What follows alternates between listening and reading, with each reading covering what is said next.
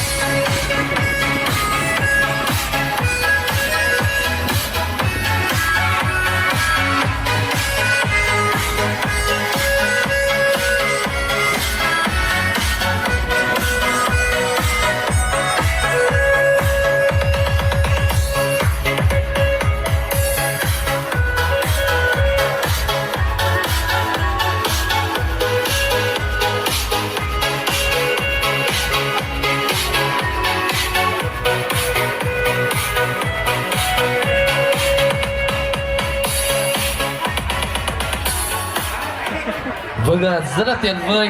Vâng ạ, cô dâu Bích Thủy kết hợp với đối với gia đình của mình đã gửi đến toàn thể quý vị quan khách quý rất là một điều múa rất là tuyệt vời. Và ngay giờ